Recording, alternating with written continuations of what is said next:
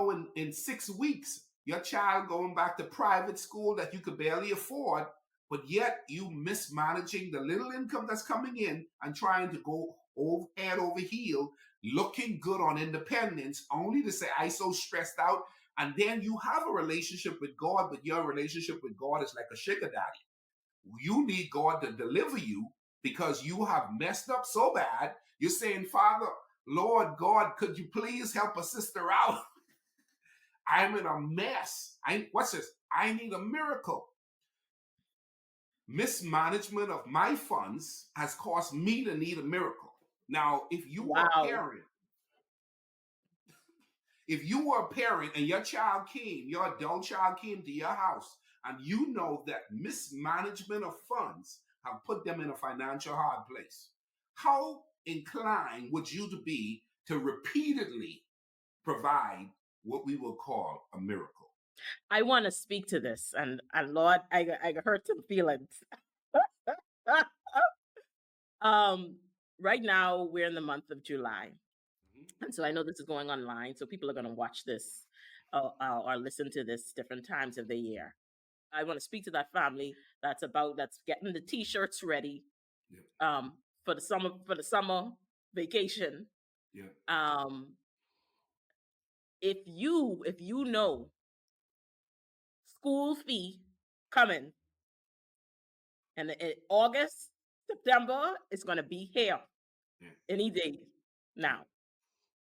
If you know that at the end of this vacation, you're going to have to be scrounging around and borrowing money to get the school fee and uniforms and all of that, but you going on a big splurge, wherever it is that you're going on vacation, you may want to reconsider.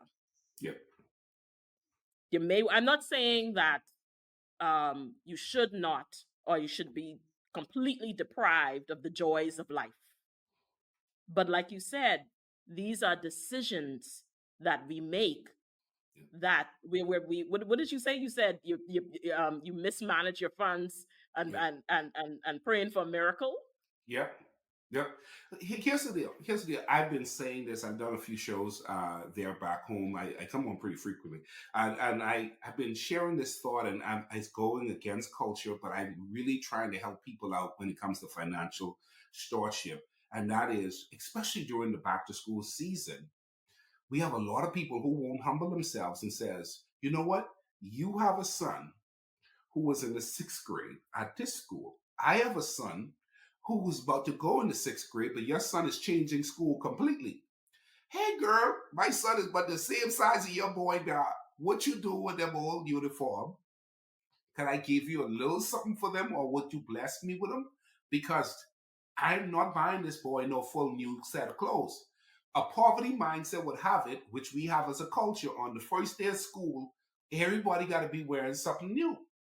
When if you can't afford that, you shouldn't be trying to do that. Let me say it again. If you can't afford that, you shouldn't be doing it. Well, I don't want my child to feel bad. Then here's what you need to be teaching your child. You need to teach your child that he or she is better than new clothes. New clothes don't make you. Mm-hmm. You see what I'm saying? Mm-hmm. A certain brand don't make you. Poverty mindset would have you to believe that if I'm wearing a Lion belt or a Levi pants, or if I'm wearing some Clark shoes or some Nike, whatever. And so we have this behavior that is permeated throughout all of the different areas where people in the poorest of areas, you see their children coming out the first day and first week of school, and you're like, wow, nice. I mean, it's impressive. It's beautiful. Don't get me wrong. It's impressive. But then when you see how they came about that, you know it's not healthy. But not only it's not healthy, it's not sustainable. Because now you have to keep this up. You have to keep this up. And if you can't keep this up, Houston, we got a problem. And so I'm saying to Bahamians, get to the point you teach your children, hey, there's a roof over our head that's paid for.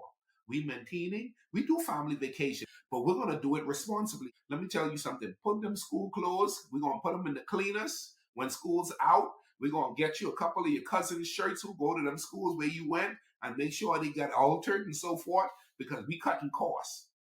We cutting costs, and you're going to look good. and you're going to be smart, and more than likely you'll become the most successful of the students because you weren't built under the common unhealthy practice of what culture is feeding.